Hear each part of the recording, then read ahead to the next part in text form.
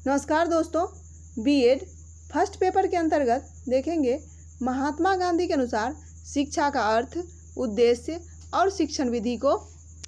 गांधी के अनुसार शिक्षा का अर्थ जो है छात्रों की आत्मिक, बौद्धिक और शारीरिक क्षमताओं का विकास करना है। गांधी जी जो है शिक्षा सिर्फ लिखने पढ़ने को नहीं मानते थे। उनका कहना था कि साक्षरता न तो शिक्षा का अंत है और न शिक्षा का प्रारंभ, यह तो केवल स्त्री पुरुष को शिक्षित करने का साधन है। शिक्षा का उद्देश्य, गांधी ने शिक्षा के उद्देश्य को जो है दो भागों में बांटा, तात्कालिक उद्देश्य और अंतिम उद्देश्य।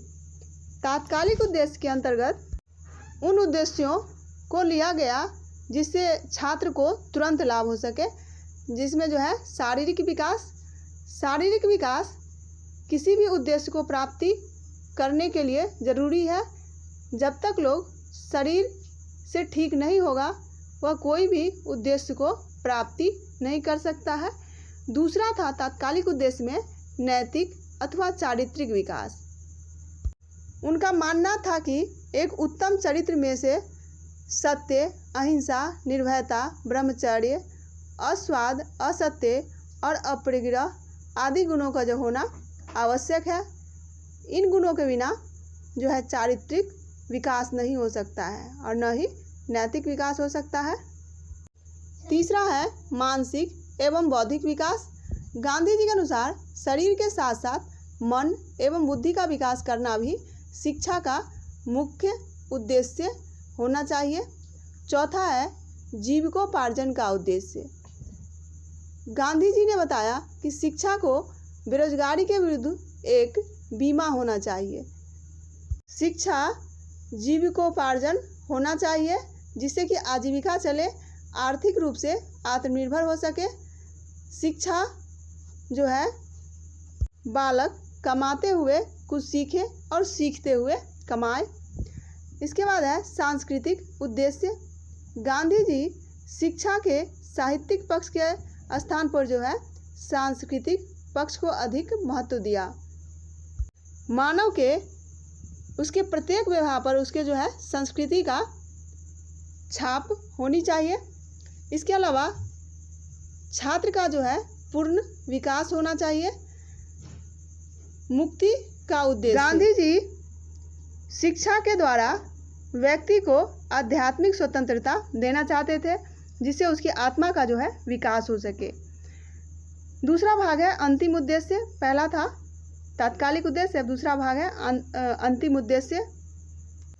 गांधी जी शिक्षा का चरम उद्देश्य वास्तविकता का जो है अनुभव, ईश्वर एवं आत्मज्ञान मानते थे।